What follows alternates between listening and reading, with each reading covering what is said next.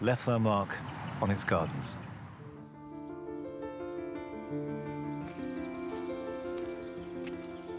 So I'm now off to see one of Mallorca's most significant historic gardens.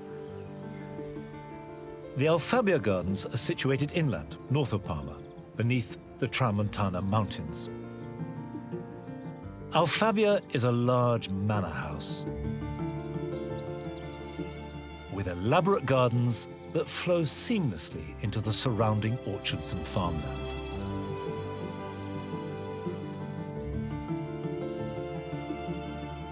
Dating from the 11th century, the roots of the Alfabia are Moorish. Water is the absolute key to these Mallorcan gardens.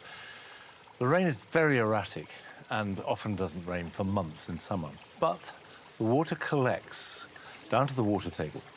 And the Moorish gardeners learnt that if you tunneled down to the water table, and this meant going at an angle, the pressure would drive back up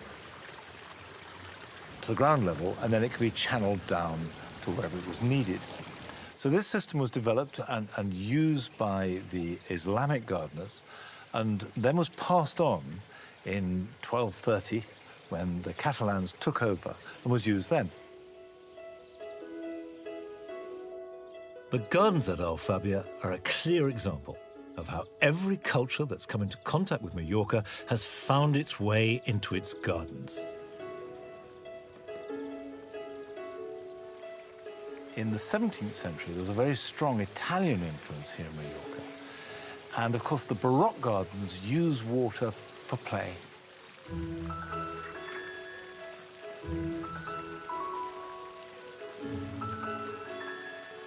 These jets were designed to be operated by a pressure switch, triggered unwittingly by visitors who subsequently got us soaking to general hilarity.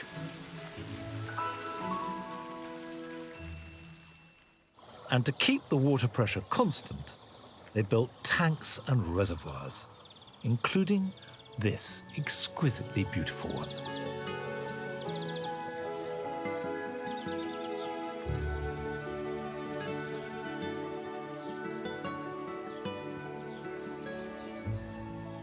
This part of the garden was the latest to be added.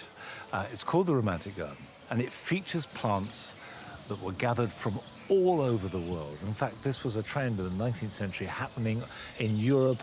So we see, for example, bananas growing in this very dry Mediterranean climate.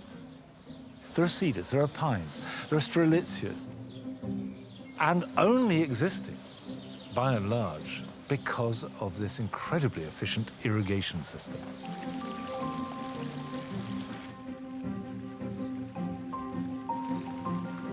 It certainly brings home to me just how much we take water for granted in the UK. Yes, we complain about it a lot, but it's pretty constant and we can depend upon it. But here, the gardens wouldn't exist at all without an ancient system of irrigation that has seamlessly gone from the Moorish occupation, which lasted for over 300 years, to the Christian one in medieval times.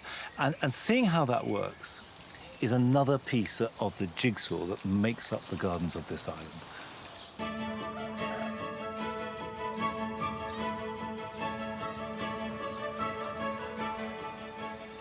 It's early on a Sunday morning in the hill town of Sineu, right in the center of the island.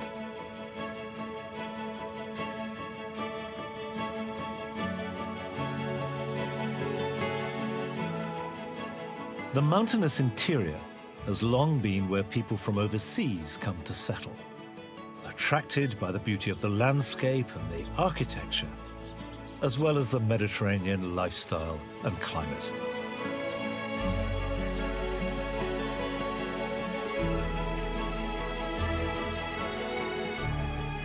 And I'm now going to visit a garden made by a Swiss expatriate who has influenced gardens dealing with an increasingly dry climate the world over. Torre Dariant is up a steep 5-kilometre track on the north of the island.